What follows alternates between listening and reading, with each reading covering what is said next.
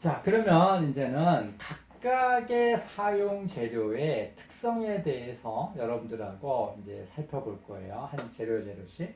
자, 그래서 시멘트의 종류가 어떤 거냐 하는 걸 이제 보려고 합니다. 자, 이 시멘트가 이렇게 표를 좀 이렇게 볼까요? 표가 있어요. 포틀랜드 시멘트가 있고요. 뭐 혼합 시멘트가 있고요. 자, 포틀랜드 시멘트 중에 지금 뭐가 있냐면 보통 시멘트, 조광 시멘트, 중명열, 뭐 백색 시멘트 뭐 이런 것들이 있죠. 자, 그래서 여러분들 시멘트의 종류, 나는 백색 시멘트는 조금 이제 약간 이제 좀 달리하는 거고요. 자, 그러면 자, 보통은 말 그대로 보통이고요. 자, 조광은 빨리 굳히는 시멘트예요. 그래서 여기 중용열 시멘트는 좀 천천히 굳는 시멘트. 자, 그러면 이게 차이점은 뭐가 있냐면 시멘트 더하기 물 해서 화학적인 반응을 해요. 수화 반응을 해요. 그러면서 열이 얘가 발산해요. 발열 반응을 한다 그랬죠? 요 열을 우리가 수화열이라고 이제 불러요. 자, 지금 이 시멘트가 어떤 시간 안에 얘가 무른 상태에서 아주 강도를 발현하는데 이 강도를 어떤 시간 안에 섞은 다음에 발현할 때까지의 시간이 어떤 거는 상당히 짧은 게 있고요. 어떤 거는 아주 오랜 시간이 돼야 지금 이제 이 강도가 발현되는 놈이 있는데 자, 빨리 얘가 강도를 조기에 발현이 되려면 지금 어떻게 되냐면 이게 조광 시멘트입니다. 빨리 발현하려면 이 열이 굉장히 큽니다. 그러니까 이게 여러분들 순간접착제 여러분들 뭐 떨어지거나 아니면 딴 데 붙이다 보면 어떻게 돼요? 막 열이 막 나잖아요. 그래서 이 열이 굉장히 많이 나면서 뭔가를 이제 하게 되는 이런 이제 부분들도 있는 게 지금 이 조광 시멘트고요. 중용열은 이에 반해서 천천히 굳으면서 상대적으로 열이 그렇게 많이 발생하지 않는 이런 부분이 되겠습니다. 자, 보통 시멘트는 제조 공정이 가장 많이 사용되고요. 통상적으로 한 28일 정도 되면 다 통상적인 조건에서 28일 정도 되면 충분히 이제 굳는 이런 겁니다. 그래서 여러분들 28일 강도를 가지고 뭔가를 이제 해보는 이제 하죠. 뭐 7일 강도도 쓰고, 그러니까 시간에 따라서 우리가 강도가 증가해요. 처음에 섞어놨을 때부터 강도가 쭉 증가하는데 나중 되면 뭐 더 이상 증가 안 하고요. 그래서 뭐 28일이 되면 충분한 강도 우리가 뭐 7일 정도만 돼도 우리가 상당한 강도 초기에 열이 나면서 이제 굳는 거죠. 자, 조광은 빨리 굳히는 거예요. 그래서 석회 성분이 많고요. 분말도가 큽니다. 그래서 수화열이 큽니다. 왜냐 빨리 굳히려고 하니까. 그래서 순간 접착제 같은 거예요. 그래서 조기 강도 발현 7일 정도면 강도가 끝납니다. 물론 더 빨리 더욱더 급결제를 더 써서 얘를 더욱더 빨리 할 수도 있고요. 그래서 한중, 수중 시공하기에 적합해요. 열이 난도 얘가 빨리 굳는데 적합을 합니다. 자, 이에 반해서 중용열 시멘트는 석회, 알루미늄, 마그네슘을 작게 쓰고요. 실리카, 산화철을 많이 해야 돼요. 자, 그래서 얘는 천천히 굳는 겁니다. 수화열이 작아요.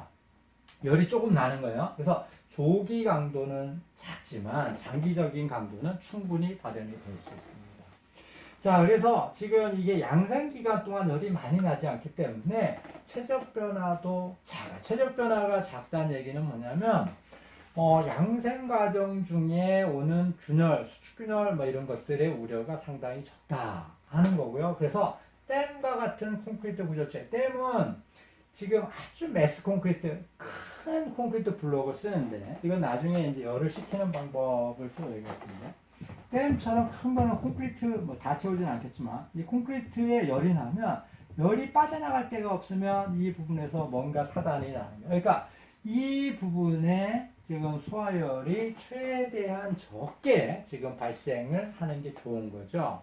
그래서 이 수화열이 작아서 여기 땡과 같은 구조물에 유리한 이런 것들을 우리가 중용열 시멘트라고 우리가 칭하게 됩니다. 자, 옆에 있는 이 백색 시멘트는 혹시 여러분들 집에서 뭐 부모님 뭐 화장실 고치거나 뭐 할 때 뭐 백색 점토를 쓰던 거고, 이거는 건축물의 표면 마무리, 아니면 여러분들 그 어디에 있나요? 좀 예쁘게 하는 거, 타일 같은 데 보면 사이에 하얗게 돼 있는 거, 뭐 이런 거 이제 백색 시멘트 있고요. 혼합 시멘트는 뭐 이런 게 다른 거랑 막 섞어 놓은 것들 이런 게 있다. 이런 거. 그래서 자, 여러분들 기본적으로 보통 시멘트, 조광 시멘트, 중용량 시멘트, 백색 시멘트는 둘째 친다 하더라도 백색 시멘트는 뭔지는 알고 있고 그래서 이 차이점은 뭐냐면 빨리 굳히느냐 적게 굳히느냐 빨리 굳히는 시멘트 그럼 수화열이 굉장히 많습니다. 보통 시멘트가 있고요. 천천히 굳히는 시멘트, 중용량 시멘트 수화열이 작고요. 그러면서 어떤 특징이 있다 이런 부분까지는 여러분들 충분히 숙지해 두시기 바랍니다.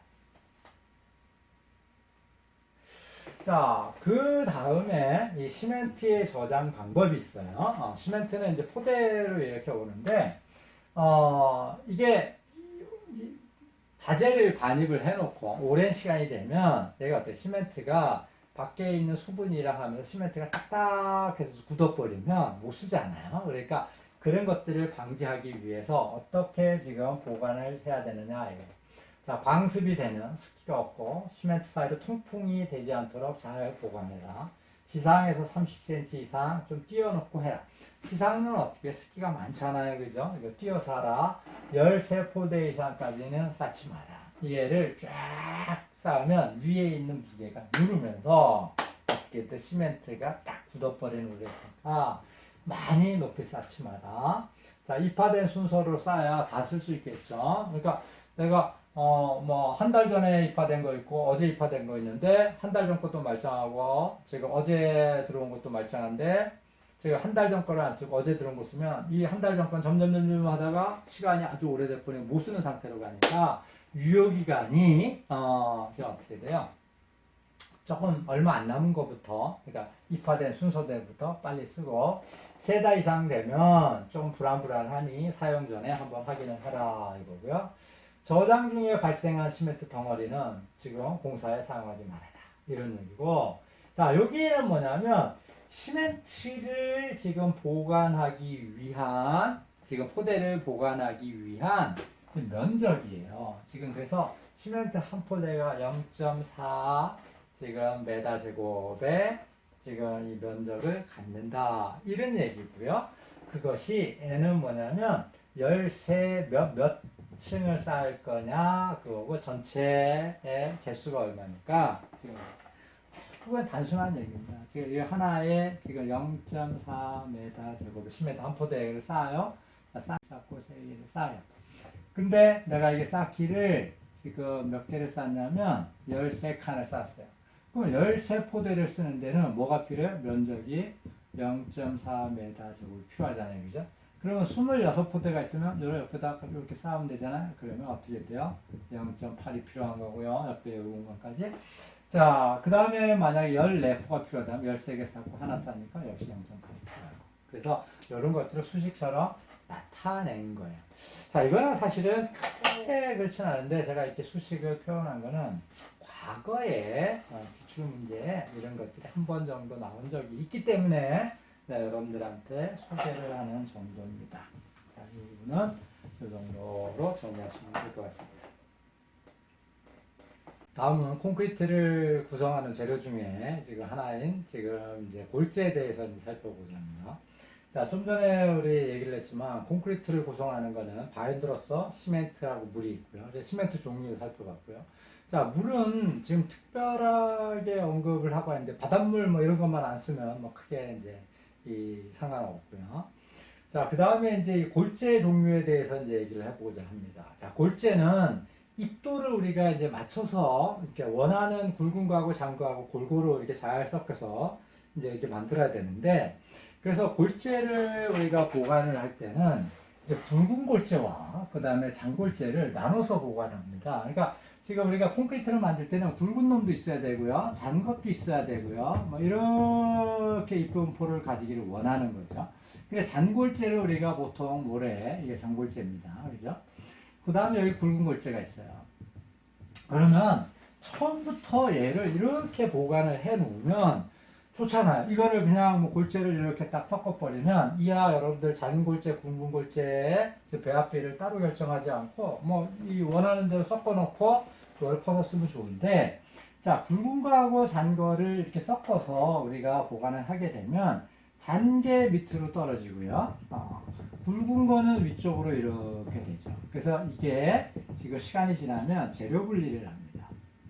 재료 분리를 한다는 얘기는 뭐냐면 여기서 우리가 원하는 부분의 골재를 채취를 했을 때 그걸 섞어버리면 원하는 입도가 안 나오고 지금 이게 특정한 골재 입도포가 변하게 되는 거예요. 그래서 얘를 굵은 골재는 굵은 골재끼리 따로 보관을 하고 장골재는 장골재끼리 따로 보관을 했다가 여기서 얼마만큼 여기서 얼마만큼 원하는 비율대로 섞어서 우리가 골재 입도포를 맞추게 이제 됩니다. 그래서 이게 이제 골재를 그러면 이제 장골재하고 굵은 골재를 지금 이렇게 재료 분리 때문에 보관된 거를 각각은 이제 섞어서 이제 한다 이런 얘기고요.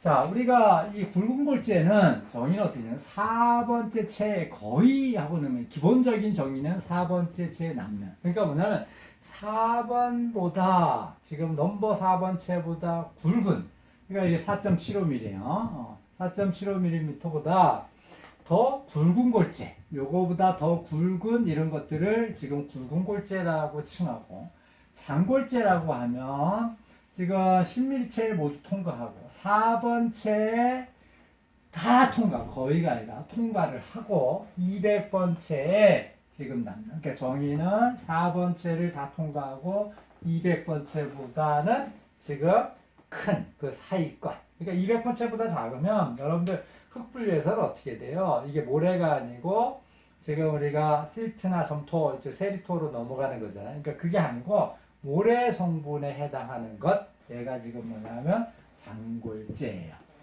자, 근데 여기 이제 거의 이렇게 표현한 건 뭐냐면 실질적으로 우리가 골재를 보관하다 보면 굵은 골재 중에 장골재가 일부 있어요. 일부.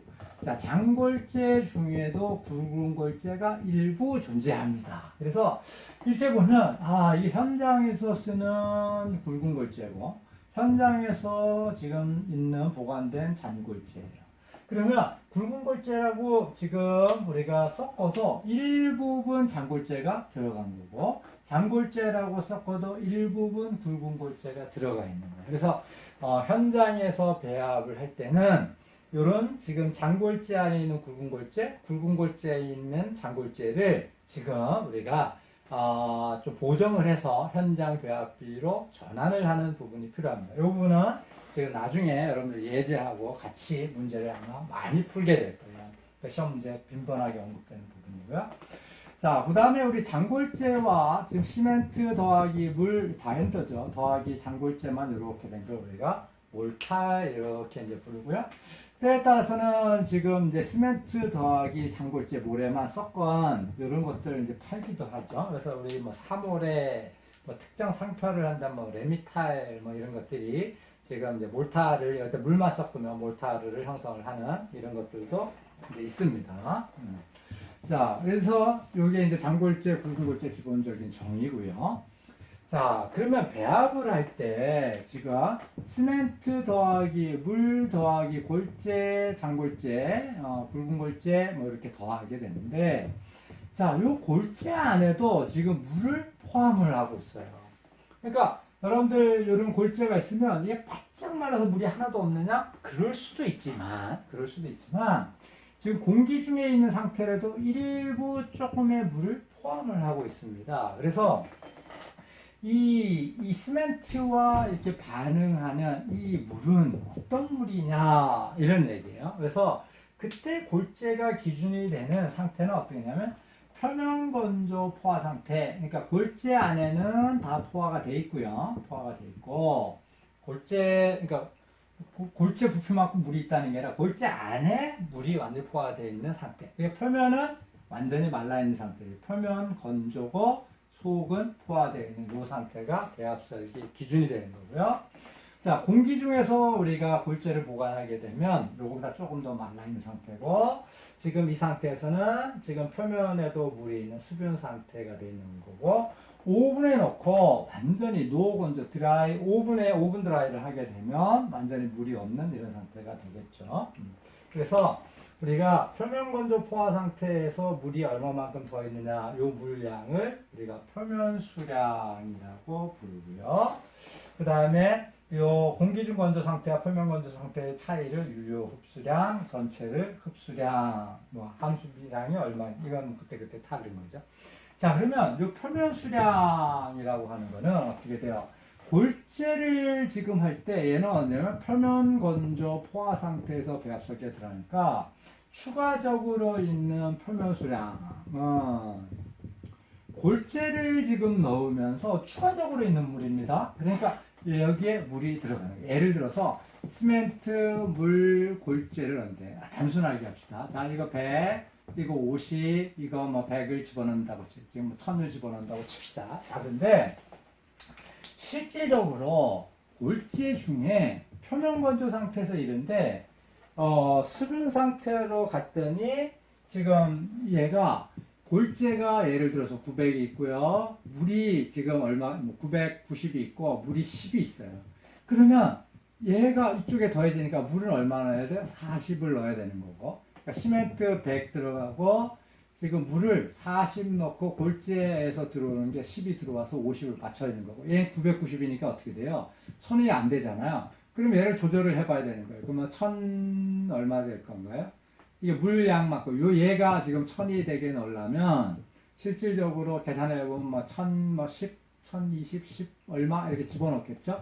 그럼 물이 10점 얼마 이렇게 되니까 얘를 줄이고 이런 작업들. 자, 이게 지금 뭐냐면, 표면수에 대한 보정을 현장 배합 설계에서 지금 행하는 이런 과정들이 되는 겁니다. 역시, 이거는 나중에 여러분들 문제를 풀면서 같이 여러분들하고 보도록 하겠습니다. 자, 그래서 지금 시멘트를 구성하는 재료 중에 골재 굉장히 중요한 거고요. 그래서 잔골재, 굵은 골재를 적정한 비율대로 우리가 썩도록 배합 설계가 돼야 되는데 그 배합 설계가 된 거를 현장에서는 다시 현장 배합 설계로 전환할 필요가 있다. 그러면서 이 물에 대한 보정과 이 굵은 골재 중에 있는 잔골재, 잔골재 중에 있는 굵은 골재에 대한 보정을 같이 행해서 지금 보정을 해서 현장에서 이러한 최종적인 배합비를 결정해서 쓴다. 이런 부분이 지금 되겠습니다. 자, 그 다음에 시멘트를 지금 구성하는 요소. 그러면 지금 어떻게 있었어요? 시멘트 더하기 물 더하기 골재 있었고요. 더하기 기타 등등. 여기에 혼화재, 혼화재 이렇게 있었죠. 그죠? 그래서 지금 혼화 재료는 시멘트 물 위에 콘크리트 첨가하는 재료고요. 사용 목적은 뭔가를 좋게 하기 위한. 좋게 한다는 표현이 좀 그렇지만 내가 원하는 성질을 발현되도록 집어넣는 거예요. 그러니까 뭔가가 내가 그러니까 아까 내 비빔밥 얘기를 했는데 비빔밥에 누구는 참기름 넣는 게 좋을 수도 있고 나쁠 수도 있잖아요. 그죠? 누구는 참기름 대신에 뭐 티한 사람들은 참기름이 아니고 간장을 좀 넣었다 쳐요. 자, 이런 것들이 내가 어떤 거는 내가 원하는 방향으로 바뀌겠죠. 그 넣는 게. 참기름의 성질은 어떤 건가? 여러분도 알고 있을 거예요. 그러면 간장의 성질은 어떤 건가? 또 알고 있는 거죠. 그러한 재료들을 지금 여러분들 기본적으로 숙지를 하셔야 됩니다. 자, 혼화재로 양이 좀 많이 들어가는 거고요. 혼화재. 지금 이 약재로 쓰는 거예요. 자, 그 중에 여러분들이 몇 가지 중요한 거를 지금 보도록 합시다.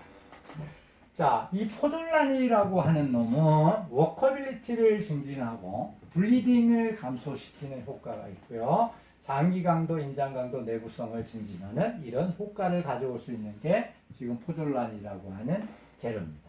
워커빌리티는 좀 이따 여러분들 용어를 얘기를 할 때 그때 이제 다시 한번 뒷부분 가서 다시 보시면 돼요. 블리딩은 지금 이 콘크리트를 친 다음에 물이 스며서 이렇게 표면으로 나오는 이런 것들이 이제 블리딩이라고 합니다. 그런 것들이 감소한다 이런 거고요.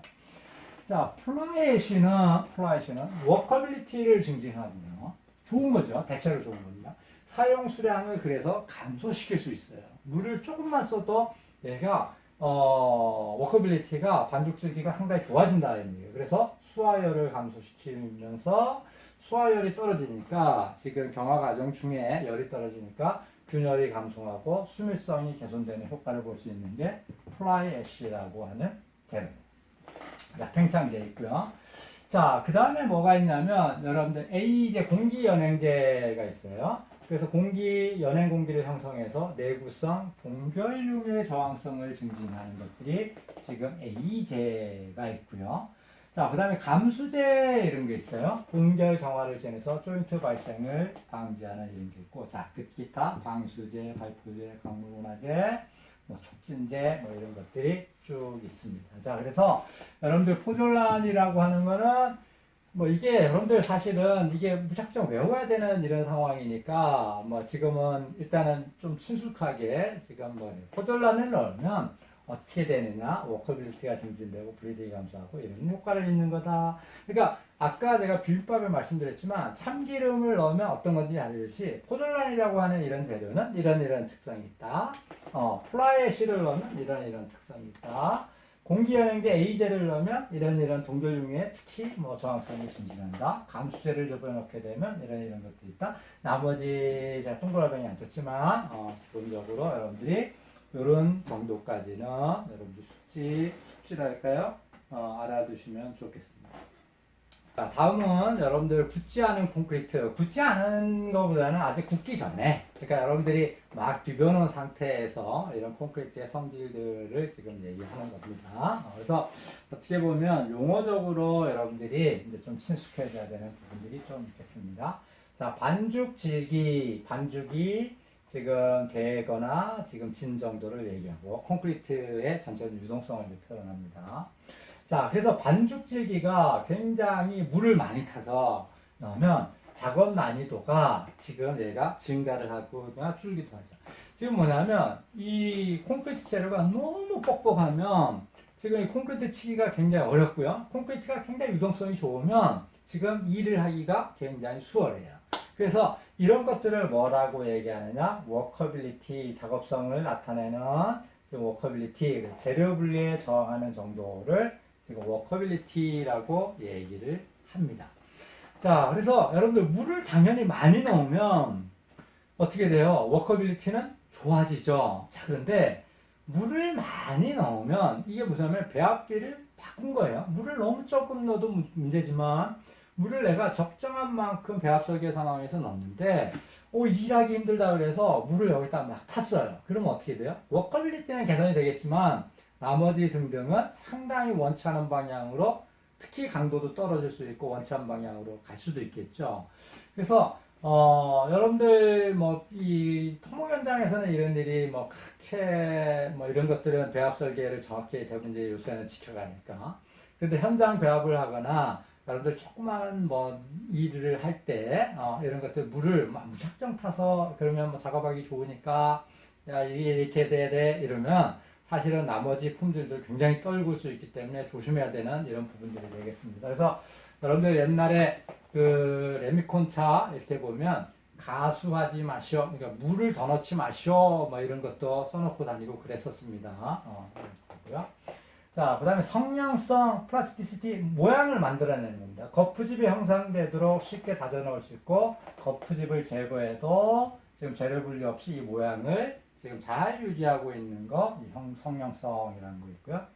자, 피니셔빌리티는 표면의 마무리에 그러니까 표면이 깔끔하게 나오는 게 좋죠.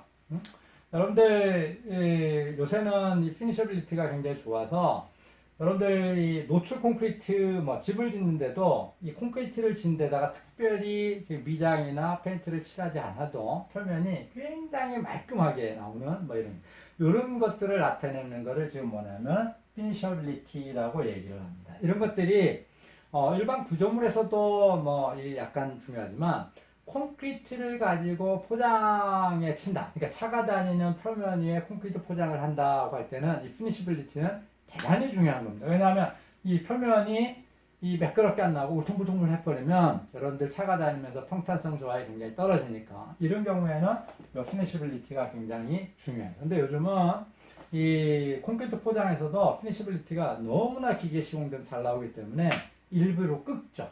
그러니까 너무 미끄러우니까. 그래서 오히려 이렇게 긁어서 타이닝을 해서 지금 적절한 마찰 저항을 유지하는 뭐 이런 경우도 있습니다. 용어적으로 여러분들 이렇게 숙지를 하시고요.